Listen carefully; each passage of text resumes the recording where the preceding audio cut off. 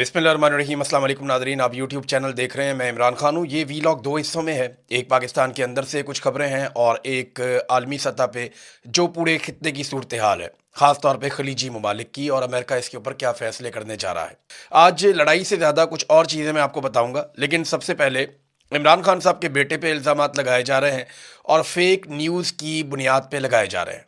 हुकूमत जो है पाकिस्तान की, उन्होंने ये दावा किया कि इमरान खान के बेटे ने जीएसपी प्लस के स्टेटस के खिलाफ कोई बात की है। हुकूमत का ये दावा है। और उसके बाद वफाकी वुज़रा और सूबाई वुज़रा, यानी पंजाब के जो वज़ीर इत्तलात वगैरह हैं, ये सारे बैठ गए और इन्होंने ज़मीन आसमान के कलाबे मिलाना शुरू कर दिए कि पाकिस्तान के खिलाफ बहुत बड़ी साजिश हो गई। जनाब इमरान खान भी को बहुत बड़ा साजिशी है, उसके बेटे भी पाकिस्तान के खिलाफ साजिश कर रहे हैं। जनाब पहले वो मुतनाज़े नहीं थे, अब वो मुतनाज़े हो चुके हैं, और पता नहीं क्या कुछ कहानियां इन्होंने सुना दी। तो ज़रा फैक्ट चेक कर लेते हैं। एक तो देखें, वफाकी वुज़रा ने प्रेस कॉन्फ्रेंस की है। ये कोई मजाक नहीं है। जब आप ओहदों पे छोटे छोटे लोगों को बिठाते हैं तो ओहदों की तौकीर भी जाती रहती है। यहां पे सबसे पहले मैं आपको बीबीसी की खबर पढ़ के सुनाता हूं। बीबीसी क्या कह रहा है, ये कैटेगोरिकली जो बीबीसी में लिखा, उन्होंने कहा जी 1 मिनट और 60 सेकंड दौरानिये की कासिम खान की यह तकरीर अक़वाम मुत्तहिदा की वेबसाइट पर भी मौजूद है और खुद उन्होंने भी सोशल मीडिया प्लेटफॉर्म पर शेयर की है। इसमें कहीं भी पाकिस्तान के जीएसपी प्लस दर्जे की बात तक नहीं हुई। ताहम इस तकरीर के क्लिप सोशल मीडिया पर शेयर करके ये इल्ज़ाम लगाया जा रहा है। कासिम खान ने पाकिस्तान में इंसानी हकूक़ की खिलाफ वर्जियों का हवाला देते हुए जीएसपी प्लस स्टेटस ख़त्म करने की बात की। ये इल्ज़ाम है, ये झूठ है। और ये बीबीसी ने कहा कि पूरी तकरीर में किसी जगह पे जीएसपी प्लस स्टेटस का तस्करा भी नहीं है। मैंने आपको पहले बताया था, ये स्टेटस ये है कि पाकिस्तान जो माल भेजता है, पाकिस्तान के ताजिर यूरोपीय मंडियों में, वहाँ पे जो तरक्की पजीर ममालिक हैं उनको जीएसपी का एक स्टेटस मिल जाता है जिसमें उनको रियायतें मिल जाती हैं, टैक्स वैक्स उनको कम पड़ता है, बाद का छूट मिल जाती है। लेकिन इस छूट के लिए इन ममालिक को कुछ शराइत पे अमल करना पड़ता है। वो इंसानी हकूक़ के हवाले से शराइत हैं, यानी आप पॉलिटिकली विक्टिमाइज नहीं करेंगे लोगों को, ख़वातीन का आप तहफ़्फ़ुज़ करेंगे, अक़लियतों को आप हकूक़ देंगे, आप लोगों को जबरी तौर पर लापता नहीं करेंगे, मिलिट्री कोर्ट्स जैसा मजाक नहीं होगा इस कंट्री के अंदर। बेशुमार ऐसी चीज़ें, 27 नुकात हैं पूरे। पाकिस्तान ने तहरीरी गारंटियां दी हुई हैं। तो जब आप वो नहीं करते ना काम, तो फिर उसके बाद क्या होता है, वो फिर आपके ऊपर बैकलैश आता है और वो आपसे जीएसपी प्लस स्टेटस वापस लेने की बात करते हैं। अब इमरान खान के बेटे ने तो पूरी तकरीर में ये बात ही नहीं की। हाँ, इस पे बात की जुल्फी बुखारी ने, और उन्होंने ये बात की कि ये स्टेटस तो पाकिस्तान का रहना चाहिए, हम इसकी हमायत करते हैं। यानी ये स्टेटस नहीं होगा तो पाकिस्तान पे दबाव कैसे डाला जाएगा। तो इंसानी हकूक की पामालियों पे बात हो रही थी। देखिए, इमरान खान का बेटा कह रहा है पाकिस्तान में जुल्म हो रहा है, पाकिस्तान के वजीर कह रहे हैं जी हमारे जुल्म को उजागर मत करो वरना जीएसपी प्लस का स्टेटस चला जाएगा। जुल्म करना इन्होंने बंद नहीं करना, यानी जालिम को जालिम कहना। अब ये कहते हैं बंद कर दो इसलिए कि जीएसपी प्लस का स्टेटस चला जाएगा। ओ बेशर्मो, रोको उन्हें जुल्म करने से, जुल्म करने से रोको, वरना जीएसपी प्लस स्टेटस की बात करते हो, खुदा ना खास्ता पाकिस्तान को नुकसान हो जाएगा। इन्होंने पहले भी पाकिस्तान अपने अल्ले तल्लों में और अपनी अयाशियों में तोड़ दिया था, और तब भी इन्होंने इल्जाम दूसरों पर लगा दिया था पाकिस्तान को तोड़ने के बाद। हमूद रिबान कमीशन की रिपोर्ट निकाल कर देखें तो उसमें लिखा हुआ है कौन कौन जिम्मेदार है। लेकिन इन्होंने पहले भी मलबा किसी और पर डाल दिया, और अब बेड़ागर्क इकोनॉमी का बेड़ागर्क किसने किया? इन्होंने किया। पाकिस्तान की एक्सपोर्ट्स को किसने ब्रेक लगा दी? इन्होंने लगाई। सरमायाकारी का 50 साल रिकॉर्ड किसने तोड़ दिया बेड़ागर्क करने का? वो इन्होंने तोड़ा। जो गुर्बत का रिकॉर्ड है, महंगाई का रिकॉर्ड है, बेरोजगारी का रिकॉर्ड है, वो सारे इन्होंने तोड़े। जितनी इंडस्ट्री है जिसने एक्सपोर्ट्स करनी है, उनकी कॉस्ट ऑफ प्रोडक्शन इतनी बढ़ा दी कि वो इंडस्ट्री बंद हो रही है। और भाई, जिन लोगों ने सामान बना के यूरोप की मंडियों में भेजना था, वो तो आप बंद कर रहे हैं। फैक्ट्रियां मिलें तो आप बंद कर रहे हैं। 150 बड़ी मिलें बंद हो चुकी हैं पाकिस्तान के अंदर। गैर मुल्की सरमायाकार पाकिस्तान से भाग रहे हैं। मल्टीनेशनल कंपनियां पाकिस्तान को छोड़ छोड़ के जा रही हैं, और ये मलबा डाल रहे हैं उस शख्स पे जिसने नाम भी नहीं लिया। ये अपनी सारी बर्बादी का मलबा हर दफा किसी और पर डालते हैं। ये बीबीसी की आपको खबर थी ना। आगे जरा आप देखें डॉन न्यूज क्या कह रहा है। ये पाकिस्तान का एक मोतबर इदारा है। वो ये कह रहा है कि जो क्लेम किया गया ना वायरल क्लिप के हवाले से, जो साबिक वज़ीर आज़म इमरान खान के बेटे कासिम खान ने को डिमांड की है जीएसपी प्लस स्टेटस की, वो गलत है। ये डॉन ने भी कहा कि ये फेक न्यूज़ है। और आप अंदाज़ा करें कि पाकिस्तान का इंफॉर्मेशन मिनिस्टर और पंजाब की इंफॉर्मेशन मिनिस्टर, ये दोनों फेक न्यूज़ के ऊपर आकर प्रेस कॉन्फ्रेंस कर देते हैं। अब ज़रा कुछ हकीकत भी आपके सामने रख देते हैं। ये देखिए आप, ये नाजरीन, यूरोपियन यूनियन एक जल्दी रिपोर्ट जारी करने लगा है जीएसपी प्लस स्टेटस के हवाले से, और इस पे काम अभी से नहीं, काफी अरसे से हो रहा है। उनके नुमाइंदे पाकिस्तान में आए भी थे। हुकूमत को इस बात का खतरा है कि उनका जीएसपी प्लस का स्टेटस जा सकता है, और वो इस बात से डरे हुए हैं क्योंकि ये उनके ऊपर हथौड़ा बन के गिरेगा। तो अब ये किसी और के खाते में डालने के चक्कर में है। हालांकि पाकिस्तान तहरीक इंसाफ ने या इमरान खान के बेटों ने ऐसी कोई बात नहीं की है। मैं आपको ये बता देता हूं कि यूरोपीय यूनियन का वफद अक्टूबर और नवंबर 2025 में पाकिस्तान आया था, और ये सहाफ़ी हैं हमारे शहजाद पराचा साहब, उन्होंने भी खबर दी है और लोग भी है, और ये ऑन रिकॉर्ड है, ये रिकॉर्ड के ऊपर है। इससे पहले भी वो चक्कर लगाते रहे हैं। उनकी टीमें पाकिस्तान में जब आई थी तो मैंने आपको रिपोर्ट भी किया था कि यूरोपीय यूनियन का वफद पाकिस्तान में मौजूद है और वो इनसे सवाल जवाब कर रहा है। जब इन्होंने उठाया था सोहराब बरकत को, तो उस वक्त भी मैंने आपको बताया था कि यूरोपीय यूनियन का वफद फिर मौजूद है पाकिस्तान में और वो सवाल जवाब कर रहा है। अब उन्होंने बहुत सारे सवालात दिए थे हुकूमत को, और हुकूमत उन सवालात के जवाबों में मुतमईन नहीं कर पाई थी। 100 से ज्यादा सवालात थे जो उन्होंने उठाए थे और उन्होंने वो सवाल जमा करवाए हुए। हुकूमत जो है वो जवाब जमा करवाती है, लेकिन यूरोपीय यूनियन उससे मुतमईन नहीं होता। वो बार बार ये कह रहे हैं कि आप गलत काम कर रहे हैं, आप पाकिस्तान में ज्यादतियां कर रहे हैं, उनको बंद करें। हमने आपको जो सहूलत दी हुई है वो ज्यादतियां बंद करने की वजह से दी हुई है, लेकिन आप तो ज्यादती लगातार कर रहे हैं। अब हुकूमत को यह पता है कि जुल्म तो वो बंद कर नहीं सकते। जीएसपी प्लस स्टेटस अगर उनसे छिन जाता है तो किसके खाते में डालें? तो ये है सारी कहानी जो ये लोग कर रहे हैं। जब फैटफ का मामला आया था ना पाकिस्तान में, तो मैं आपको एक चीज याद दिलाता हूं कि इमरान खान के बेटों ने तो कोई बात ही नहीं की जीएसपी प्लस स्टेटस पे। तो जो फायदा उठाना था जिस इंडस्ट्री ने, उसको तो हुकूमत ने वैसे ही बंद कर दिया, बेड़ा गर्क कर दिया उनका। लेकिन जब फैटफ का बिल आया था जिसका पाकिस्तान के ऊपर बड़ा इंपैक्ट आ रहा था, तो उस दौर में नून लीग ने बतौर अपोजिशन जमात अपने लीडर के लिए शराइत रख दी थी, यानी जाती मफादात, जाती फायदे अपनी लीडरशिप के मांग लिए थे नून लीग ने कि हम फैटफ पास करवाते हैं, नहीं तो हम मुखालफत करेंगे। फिर ज्वाइंट सेशन बुलाकर उसको किसी भी तरीके से पास करवाया गया था। तो ये एक फ्रॉड है, एक बेईमानी, एक प्रोपेगेंडा किया जा रहा है। तो हर पाकिस्तानी को ये बात ज़हन में रखनी चाहिए कि किसी के कहने से कभी भी जीएसपी प्लस स्टेटस नहीं जाता। ट्रंप इनके साथ है, वो शायद इनको बचा ले, लेकिन जीएसपी प्लस स्टेटस का ताल्लुक किसी के बयान से नहीं होता, किसी के कहने से नहीं होता। इसका ताल्लुक बराह रास्त इंसानी हकूक के मामलात से होता है, अकलियतों के हकूक के मामलात के साथ होता है, खवातीन के हकूक के मामलात के साथ होता है, कैदियों के हकूक के मामलात के साथ होता है, पॉलिटिकल विक्टिमाइजेशन के साथ होता है, आज़ादी इजहार राय के साथ होता है जो पाकिस्तान में है ही नहीं। मैं आपके सामने मिसाल बैठा हूं, जबरी गुमशुदगियों के सामने होता है, इसके हवाले से होता है जो है ही नहीं पाकिस्तान में। जाली मुकदमात के हवाले से होता है जो है ही नहीं पाकिस्तान में। मिलिट्री कोर्ट के अंदर सिविलियन के ट्रायल से होता है जो पाकिस्तान में इन्होंने जुल्म किया है। अदलिया की आजादी नहीं है पाकिस्तान में। इन चीजों के साथ जीएसपी प्लस स्टेटस जो है वो मुंसलिक है। इमरान खान के बेटे के कहने के ऊपर अव्वल तो उसने कहा ही नहीं, अगर वो कहता भी तो ये नहीं होना था। ये हुकूमत की अपनी करतूतों की वजह से होगा जब होगा, और ये बात आप सब अपने ज़हन में रखिएगा। अब नाजरीन आए, डोनाल्ड ट्रंप ने एक ताज़ा धमकी लगाई है। आलमी खबरों की तरफ आते हैं, एक दो लोकल खबरें और हैं वो आपको मैं बाद में देता हूं। लेकिन डोनाल्ड ट्रंप ने जो धमकी लगाई है, अमरीकी सदर डोनाल्ड ट्रंप ने ईरानी मुज़ाकरातकारों को बहुत मुख्तलिफ और अजीब करार दे दिया है। ट्रंप ने दावा किया कि वो अमेरिका से मुआहदे के लिए भीख मांग रहे हैं। उन्होंने मजीद कहा कि ईरानी फौज बिल्कुल तबाह हो गई है और इनकी वापसी का अब कोई इम्कान नहीं है, 0% है। और उन्होंने अपने पैगाम में कहा कि इसके बावजूद वो अवामी तौर पर कहते हैं कि वो महज हमारी तजवीज़ पर गौर कर रहे हैं, जो कि एक झूठ है। बेहतर है कि वो जल्द अज जल्द संजीदा हो जाएं, इससे पहले कि बहुत देर हो जाए। सदर ट्रंप ने मजीद कहा कि एक बार देर हो गई तो दोबारा आपको मौका नहीं मिलेगा। तो ये ईरान को डोनाल्ड ट्रंप ने धमकी लगाई। अच्छा, एक तरफ डोनाल्ड ट्रंप ईरान को कह रहे हैं कि संजीदा हो जाओ, बहुत ज़रूरत है आपको संजीदा होने की, फौरन संजीदा हो जाओ। दूसरी तरफ वही डोनाल्ड ट्रंप क्या कर रहा है, ये जरा देखिए डोनाल्ड ट्रंप का स्टेटमेंट। ईरानी मुझे अपना सुप्रीम लीडर बनाना चाहते थे लेकिन मैंने इनकार कर दिया और मैंने कहा जी मैं नहीं बनना चाहता, शुक्रिया। ए देखो, एक तरफ यही शख्स कह, और हंसते हुए डोनाल्ड ट्रंप ने ये स्टेटमेंट दे दिया मजे से, लोग भी खुशियां मना रहे हैं। यानी कोई ये सोच सकता है, कोई ये इमेजिन कर सकता है कि आयतुल्लाह अली खामनाई की शहादत के बाद ईरानी उठेंगे और उठ के डोनाल्ड ट्रंप को अपना सुप्रीम लीडर बना देंगे? Is it possible?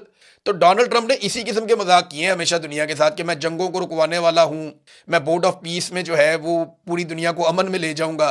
मेरे फेवरेट फील्ड मार्शल और वज़ीर आज़म शहबाज शरीफ से वो लतीफ़े सुनवाता है कि मैं सलूट करता हूं, आप दुनिया के सेवियर हैं, दुनिया को आपकी ज़रूरत है इस वक्त, आपने कमाल कर दिया, आपको रमज़ान मुबारक के महीने में मुबारकबादें हों, और पता नहीं क्या कुछ शहबाज शरीफ ने गेम चुकी हुई है, आसिम मुनीर साहब ने भी गेम चुकी हुई है, और डोनाल्ड ट्रंप ने इनकी गेम। ये कितना संजीदा आदमी है, आपने यहाँ से अंदाज़ा लगा लें कि कितना डोनाल्ड ट्रंप ईरान को जानता है। बस इतना ही वो पाकिस्तान को भी जानता है कि ईरान जिसके साथ वो जंग में है उसके बारे में ऐसा मजायका खेज दावा कर दिया कि जनाब वो कहते हैं कि सुप्रीम लीडर बन जाओ, तो मैंने शुक्रिया अदा किया कि नहीं मैं नहीं बनना चाहता। और अमेरिका में ये कहानी सुना दी डोनाल्ड ट्रंप ने। तो ईरान को कह रहे कि संजीदा हो जाओ और अपनी संजीदगी का आलम आप सिर्फ इस मामले में यहां पे देख सकते हैं। ये जो जंग है ना, ये डोनाल्ड ट्रंप को बचाने के लिए थी, यानी डोनाल्ड ट्रंप ने अपनी स्किन बचाने के लिए ये जंग लड़ी थी। लेकिन उल्टा हुआ ये कि ये जंग डोनाल्ड ट्रंप को सहारा देने की बजाय लेके डूब रही है। एप्स्टीन फाइल से तवज्जो हटानी थी, कुछ दीगर मामलात में डोनाल्ड ट्रंप को हीरो बन जाना था। फिर अमेरिका के अंदर जो इख्तलाफात बहुत बढ़ गए हैं, नो किंग मूवमेंट भी चल रही है। 28 तारीख को एक बहुत बड़ा 2 दिन के बाद वहाँ पे एहतजाज होने जा रहा है, हफ्ते वाले दिन अमेरिका में। और दावा ये किया जा रहा है कि बड़ा खौफनाक एहतजाज होगा, 9 मिलियन लोग निकाले जाएंगे। लेट्स सी इतने लोग निकलते हैं या नहीं। लेकिन इससे पहले उन्होंने जो जो टारगेट रखा है, पहले 3 मिलियन, फिर 5 मिलियन, फिर 7 मिलियन, तो उनके चारों एहतजाज कामयाब हुए हैं। 5वीं मरतबा वो 9 मिलियन लोग निकालते हैं तो ट्रंप पे प्रेशर बढ़ेगा। तो अगर ये प्रेशर ऐसे ही बढ़ता है, डोनाल्ड ट्रंप इन सारी चीज़ों से निकलने के लिए ईरान पे हमलावर हो गया था। क्योंकि डोनाल्ड ट्रंप के दिमाग में बराक ओबामा के दौर से एक बात बैठी हुई है कि ईरान पे जब अटैक किया जाए तो तवज्जो हटाई जाती है और पॉपुलैरिटी मिलती है और मिड टर्म इलेक्शन में फायदा होता है। ये बात ओबामा के बारे में डोनाल्ड ट्रंप ने उस दौर में कही थी और अब वही कार्रवाई डोनाल्ड ट्रंप ने कर दी। लेकिन डोनाल्ड ट्रंप को ये वाला फार्मूला उल्टा पड़ गया, वो उसको लेकर डूब रही है ये लड़ाई, बहुत नुकसान हो रहा है। और अब 2 रास्ते ना, या तो बाहर निकल जाए इस लड़ाई में से या इसको टूल दे दे। कुछ लोग ये इम्कान जाहिर कर रहे हैं और अमेरिका के अंदर से कर रहे हैं कि जिस तरीके से मिडिल ईस्ट में फौजें पहुंचाई जा रही हैं, जैसे अमेरिका अपनी फौजों को वहां लेकर जा रहा है और दुनिया पे दबाव डाल रहा है कि हमारे साथ शामिल हो जाओ, तो मुमकिन है कि खित्ते की दीगर फौजों को साथ लेकर अगर नेटो साथ नहीं भी आता तो अमेरिका ईरान के कुछ इलाकों पे और जजीरों पे कब्जा करने की कोशिश करे। ये बहुत बड़ा रिस्क होगा। अगर ईरान के पास वाकई में भी ड्रोन्स और मिसाइल बाकी बचे हैं, जो उनका दावा है कि उनके पास महीनों के लिए बाकी बचे हुए हैं, यानी ईरान का दावा तो ये है कि हमारे पास बहुत सारे हथियार है, अभी हम लंबा लड़ सकते हैं। अगर तो उनका दावा ठीक है और उनके पास ड्रोन्स और हथियार उसी मिकदार में है जैसे वो कहते हैं या उनके जर्नलिस्ट कहते हैं, तो ये तो बहुत ज़्यादा खून खराबा हो जाएगा अमेरिका का और उनके लिए बड़ी प्रॉब्लम हो जाएगी। वो खुद अपने फौजियों को ईरानियों के सामने लाकर खड़ा कर देंगे, जो अभी तक उन्होंने नहीं किया और अपने आप को बचाने की कोशिश की है। इसराइली बहुत बुरी तरह तंग आ गए। इसराइल के अंदर से अब वीडियोज आना शुरू हो गई आहिस्ता आहिस्ता। लोग एहतजाज कर रहे हैं, लोग शोर मचा रहे हैं कि हम तो पसंदीदा लोग हैं, हम तो चुने हुए लोग हैं, फिर हमारे साथ ये क्यों हो रहा है, हम बंकरों में रह रहे कि कई हफ्तों से तंग आ गए हैं। मैंने आपको बताया था कि लोग ज़हनी मरीज बनते चले जाएंगे और अब वो बन रहे हैं। अब सायरन नहीं भी बज रहा होता तो लोगों को सायरन की आवाज़ आ रही होती है, धमाके नहीं भी हो रहे होते तो लोग डरे हुए सहमे हुए रहते हैं। और हर थोड़ी देर के बाद ईरान की एक नई लहर आती है, यानी 1 महीने का टाइम नहीं गुजरा और लगभग 82-83 लहरें जो हैं वो ईरान की 90 के करीब शायद हैं। ईरान की जो मिसाइलों की लहरें हैं वो इतनी ज़्यादा पहुँच गई हैं इसराइल में, यानी एक एक दिन में 3-3 4-4 मरतबा मिसाइलों की लहरें भी आती रही हैं इसराइल के अंदर और वो किसी भी शहर पे आके बरस जाते हैं। डेमोना में जो ईरान ने अटैक किया उसने इसराइल को हिलाकर रख दिया है। अराद में और डेमोना में उन्होंने, ईरान के इस हमले ने इसराइल को और अमेरिका को बहुत परेशान किया और उन्हें अंदाज़ा हो गया कि ईरान की कैपेसिटी कितनी ज़्यादा है और अगर वो इस तरह के हमले करेगा तो फिर उससे लड़ना बहुत मुश्किल हो जाएगा। अब इसराइल के लिए भी मुश्किलात बढ़ रही हैं। नेतन्याहू ने तो अपने आप को बर्बाद कर दिया, उसके पास तो अब पीछे हटने का रास्ता ही कोई नहीं है, वो तो खुदकुशी कर चुका है और डोनाल्ड ट्रंप के पास भी रास्ते महदूद होते चले जा रहे हैं। एक और डेवलपमेंट हुई है रीजन में जिसको इसराइल की जानिब से ये खबर दी गई है। उन्होंने दावा किया कि उन्होंने बंदर अब्बास में एक फ़िज़ाई हमला किया जिसके नतीजे में अहम ईरानी कमांडर अली रज़ा को शहीद कर दिया। ये अली रज़ा कमांडर वो है जिसके ज़िम्मे था कि आबना हुर्मुज़ को बंद रखना, ये इसराइल ने दावा किया। अब इससे क्या आबना हुर्मुज़ खुल जाएगा? तो ईरान एक मुल्क है, वो एक कौम है, उनके साथ और बहुत सारे लोग हैं। वो एक फ़ौजी शहीद हो जाएगा, दूसरा आ जाएगा। जिस मुल्क को आयतुल्लाह अली खामनाई की शहादत से फ़र्क नहीं पड़ा, उसे कमांडर की शहादत से तो फ़र्क नहीं पड़ेगा ना। वो आबना हुर्मुज़ को बंद रखेंगे। अब उसको खुलवाने के लिए ताकत का इस्तेमाल अगर अमेरिका करने जाता है तो ये अमेरिका के लिए बड़ा मुश्किल और कठिन काम होगा। लेकिन अगर वो किसी तरह मुज़ाकरात से ये मामला हल कर लेता है तो शायद डोनाल्ड ट्रंप को कोई फेस सेविंग मिल जाए। नाज़रीन, अरब ममालिक के लिए भी ना अब सिचुएशन मुश्किल होती जा रही है। रोज़ाना अरबों डॉलर का नुकसान हो रहा है। यूएई का जो नुकसान हुआ वो शायद सबसे ज़्यादा है क्योंकि उनकी सारी रियल स्टेट मार्केट है, उनकी टूरिज्म की एक बहुत बड़ी मार्केट है, उनकी ऑयल की एक मार्केट है, गैस की मार्केट है, दीगर बहुत सारा पैसा यूएई के अंदर आता है, वो चीज़ें निकल रही हैं वहाँ से। तो यूएई का बहुत ज़्यादा माली नुकसान हुआ है। अब इसमें उन्होंने एक बड़ा बोल्ड डिसीजन लिया यूएई ने। खबर यह है कि मुत्तहिदा अरब अमारात ने ईरान के साथ जंग बंदी मुस्तरद कर दी और वो ईरान के खिलाफ ज़मीनी हमले में शामिल होगा। ये रॉयटर्स ने और वॉल स्ट्रीट जर्नल ने यह खबर दी है। वो मुतालबा करते हैं कि तेहरान के मुकम्मल खतराती नेटवर्क को पहले ख़त्म किया जाए, जिनसे हमें खतरा है वो सारा नेटवर्क तेहरान के अंदर ख़त्म किया जाए, ये यूएई ने कहा। और जो एक सफ़ीर है यूसुफ अल अतीबा, उन्होंने तस्दीक की है कि मुत्तहिदा अरब अमारात आबनाए हुर्मुज़ को दोबारा खोलने की कोशिशों में शामिल होगा। वो आलमी तेल के लिए एक अहम गुजरगाह है। उन्होंने कहा कि अमेरिका में मुत्तहिदा अरब अमारात की जो 1.4 ट्रिलियन डॉलर की यानी 1400 अरब डॉलर की सरमायाकारी का जो मामला है वो भी हम जारी रखेंगे, ख़त्म नहीं करेंगे। उन्होंने कहा कि ईरान को टिकाने लगाए बगैर मशरिक़ वस्ता में अमन मुमकिन नहीं है, लिहाजा जंग बंदी मुस्तरद कर दी है। अमेरिका और इसराइल से मुतालबा किया कि ईरान को मुकम्मल टिकाने लगाया जाए, इनका काम तमाम किया जाए ताकि खित्ते में अमन हो। अब ये जो है सोशल मीडिया के ऊपर बाकायदा ये खबर मौजूद है और ईरान के मामले में यूएई का अपना एक मौक़िफ़ है और यूएई के ऊपर अटैक भी बहुत किया है ईरान ने। यानी अगर इसराइल के बाद किसी मुल्क को सबसे ज़्यादा डैमेज हुआ है तो गालिबन ऐसा दिखाई देता है कि वो यूएई है, दुबई है। काफ़ी नुकसान हुआ वहाँ पे और बहुत सारे लोग जो हैं वो ये मुल्क छोड़कर गए हैं। बड़ी तादाद में अभी भी वहाँ एयरपोर्टों से लोग निकलना चाहते हैं। नाज़रीन, रूस को बहुत फ़ायदा हो गया इस सारी लड़ाई में। यानी रशिया ने जो इजाफी पैसा बनाया है वो रशिया सोच भी नहीं सकता था। इस एक महीने की लड़ाई में रूस ने गैस और तेल की मद में जो इजाफी पैसा बनाया वो लगभग 10 से 12 अरब डॉलर है। और अगर ये लड़ाई तूल पकड़ती है या ये सिचुएशन प्रलॉन्ग करती है तो इसमें रशिया मजीद इतने पैसे या इससे ज़्यादा पैसे बना सकता है। तो ये एक बड़ी कमाई है जो कोई भी मुल्क कर सकता है। तो रशिया को बहुत फ़ायदा हो गया इस लड़ाई में। अमेरिका को, इसराइल को नुकसान हुआ, ईरान को बहुत नुकसान हुआ, मिडल ईस्ट को बहुत नुकसान हुआ, लेकिन रशिया को फ़ायदा हुआ। चाइना का तेल नहीं रुका, चाइना को तेल की सप्लाई ईरान ने जारी रखी, उसकी वजह से चाइना को उतना नुकसान नहीं हुआ। लेकिन नुकसान उन ममालिक को हुआ है जो ममालिक ईरान के खिलाफ है या ईरान को ज़ाती तौर पर नुकसान हुआ है। लेकिन ईरान ने कम से कम एक बात साबित की है कि ये मिथ उन्होंने तोड़ दी कि अमेरिका और इसराइल के ऊपर वापस अटैक नहीं किया जा सकता। वो वापस का जो अटैक है ना ईरान का, वो उसको तारीख में बहुत फ़ायदा देगा। लेकिन इस मरले पे बहुत सारे लोग ये कह रहे हैं और ईरान के अंदर भी ये सोच मुख्तलिफ लोगों में मौजूद है कि अगर बेहतर मुज़ाकरात हो जाएं और एक अच्छी डील हो जाए जंगबंदी की तो वो कर लेनी चाहिए और अपने सिक्योरिटी पे कंप्रोमाइज़ किए बगैर अगर कोई डील होती है तो वो ईरान को सूट कर सकती है। अब नाज़रीन, पाकिस्तान वापस आते हैं। वहाँ से दो खबरें हैं। एक तो मुराद सईद साहब की जो सेनेट की नशिस्त है उसको फारिग कर दिया गया।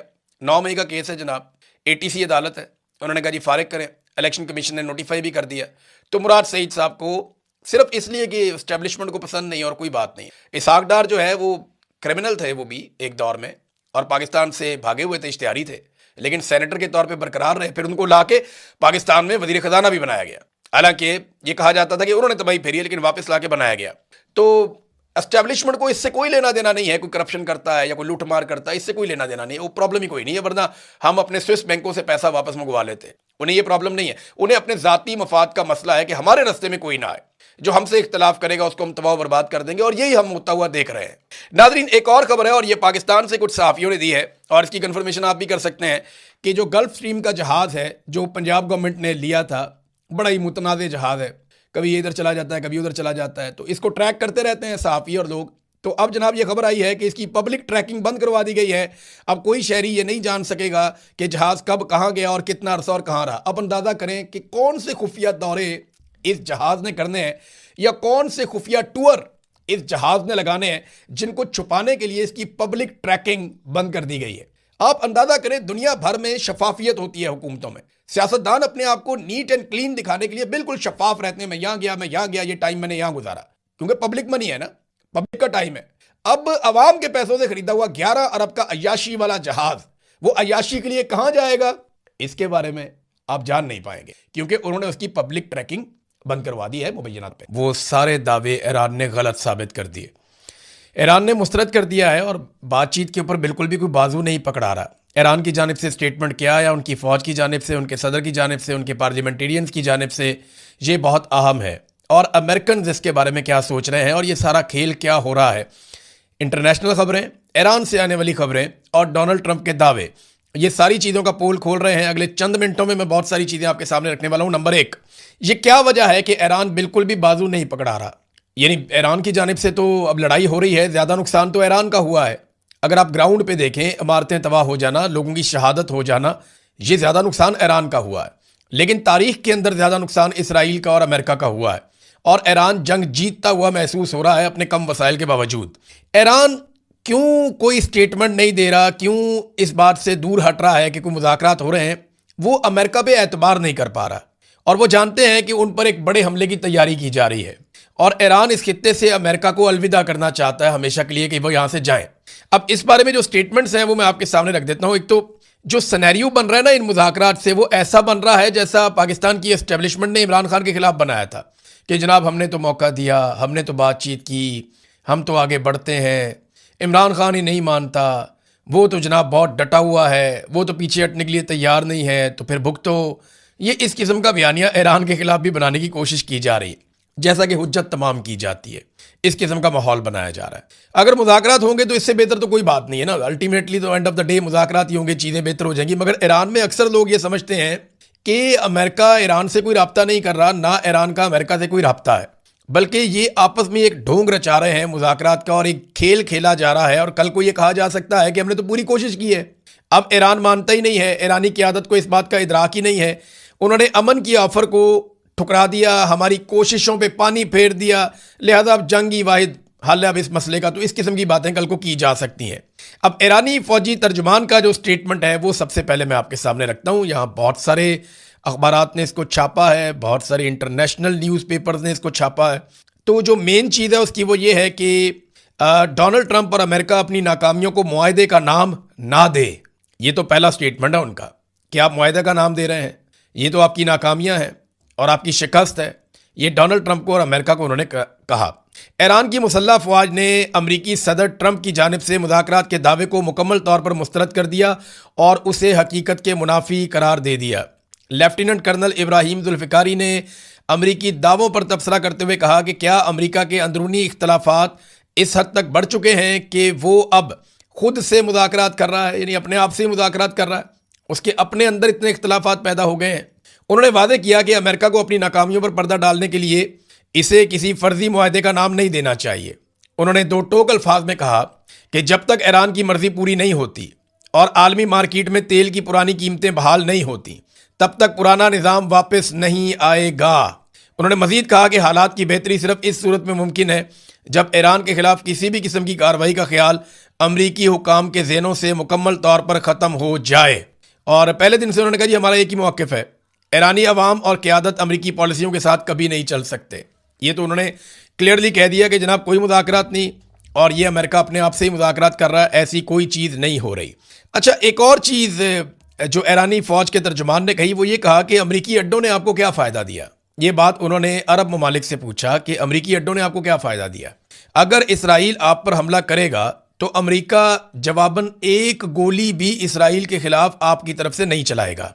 ये बड़ी इंपॉर्टेंट बात है। देखें अमेरिका के लिए प्रायोरिटी क्या है, अरब ममालिक हैं या इसराइल है। तो सादी सी बात यह है कि पहली प्रायोरिटी तो उनकी इसराइल है, बाद में अरब ममालिक आएंगे। जैसे ही आपने देखा कि इसराइल के लिए मुश्किलात बढ़ी तो अमेरिका ने तमाम वसाइल का रुख इसराइल की तरफ मोड़ दिया, और अरबों को काफ़ी शिकवे शिकायतें भी हुए इस हवाले से, कुछ स्टेटमेंट्स भी उनके आते रहे कि जनाब इसराइल को प्रायोरिटी दी गई है, हमने तो अमेरिका के ऊपर जो है वो इन्हिसार किया था, मगर जो प्रायोरिटी है वो इसराइल को दी गई है। अब ईरान ने अपने सालसों को भी कुछ इन्फॉर्मेशन दी है। जो लोग बीच में कोशिश कर रहे हैं, जैसे पाकिस्तान हो गया, तुर्की हो गया, मिस्र हो गया, ओमान हो गया, कुछ और ममालिक हैं, वो कोशिश कर रहे हैं कि कुछ ना कुछ करके कोई बातचीत हो जाए। पाकिस्तान की ख़ास तौर पे इसलिए कोशिश है कि पाकिस्तान के अंदर अवामी दबाव बड़ा शदीद है कि इस जंग में पाकिस्तान को नहीं उतरना, और अगर ये जंग दोबारा होती है तो पाकिस्तान को इस जंग में उतरना पड़ेगा। पाकिस्तान के बाद दूसरा कोई चारा रह नहीं जाएगा, क्योंकि पाकिस्तान जब सऊदी अरब के साथ डील करेगा तो सऊदी अरब कहेगा आओ जंग में, तो इनको आना पड़ेगा। पाकिस्तान के सऊदी अरब के साथ ताल्लुकात ऐसे हैं, फिर पाकिस्तान अमेरिका को भी इनकार नहीं कर सकता। अब ये दावा भी किया जा रहा है अमेरिका से कि शहबाज शरीफ ने जो एक ट्वीट किया जिसको डोनाल्ड ट्रंप ने एज इट इज़ उठाकर रीट्वीट कर दिया, वो ट्वीट अमेरिका से लिखकर भेजा गया था। यानी वो ट्वीट बाकायदा लिखकर भेजा गया था, और उसके अंदर नीचे 3 जो नाम है जिनको टैग किया गया वो भी अमेरिका से ही मुबैना तौर पे लिखकर भेजा गया था, और ये खबर अमेरिका से आ रही है। वहाँ दावा किया जा रहा है कि जनाब ये जो ट्वीट शहबाज शरीफ ने किया है, ये लिखाया शहबाज शरीफ को भेजा गया और कहा गया जी इसको आपने एक नुक्ता भी तब्दील नहीं करना, और शहबाज शरीफ साहब ने वो ट्वीट कर दिया। उसको डोनाल्ड ट्रंप ने वहाँ पे उठा के रीट्वीट कर दिया, अपने अकाउंट से उसको शेयर कर दिया। लेकिन ईरान ने उसके ऊपर उसको नज़रअंदाज किया, ईरान ने उसके ऊपर तवज्जो नहीं दी। हालांकि ईरानी वज़ीर ख़ारजा को उसमें टैग किया गया था। अब ईरान ने जो लोग सालसी की कोशिश कर रहे हैं, चाहे वो तुर्क हैं, चाहे पाकिस्तानी हैं, चाहे वो मिस्री हैं, चाहे वो रशियन और चाइनीज़ हैं, तो ईरान ने सबको एक जवाब दिया। उन्होंने बताया कि डोनाल्ड ट्रंप 2 मरतबा पहले हमें धोखा दे चुका है और हम दोबारा बेवकूफ़ नहीं बनना चाहते। खित्ते में हालिया फ़ौजी नकलो हरकत और जंगी तैयारियाँ ये जनी जो कुछ भी इस वक्त खित्ते में हो रहा है, ईरान की इसके ऊपर नज़र है। वो कह रहे हैं जंगी तैयारियां हो रही हैं, फौजी नकलो हरकत को हम देख रहे हैं। जो कुछ भी इस खित्ते में हो रहा है वो अमन और मुज़ाकरात की नहीं बल्कि एक जंग की तैयारी हो रही है। ये मुज़ाकरात की जो पेशकश है डोनाल्ड ट्रंप की जानिब से, ये महज एक चाल नज़र आती है, यानी एक जंग का माहौल हो सकता है दोबारा से बनाया जाए, ये उन्होंने दावा किया। अब इसमें ना एक साबिक अमरीकी CIA के सरबराह है। देखें, अब भरोसा ट्रंप का इतना है कि ईरान ट्रंप पे भरोसा नहीं कर रहा है, ऐसी बात नहीं है कि सिर्फ ईरान नहीं कर रहा। ये साबिक अमरीकी CIA के सरबराह हैं जॉन ब्रेनन। इन्होंने स्टेटमेंट दिया लाइव टीवी पे आकर। इन्होंने कहा जी ट्रंप से ज्यादा ईरान की बातों पर मैं यकीन करता हूं। हकायक बार बार सामने आने के बावजूद ट्रंप उन्हें तस्लीम नहीं कर रहा। ट्रंप अपनी तख्लीक करदा शिकस्त से जान छुड़ाने की कोशिश में है। जो ट्रंप ने किया वो एक हार है, एक शिकस्त है। अब वो उससे जान छुड़ाना चाहता है। ट्रंप गलत कह रहा है कि ईरान मुज़ाकरात के लिए सिग्नल भेज रहा है।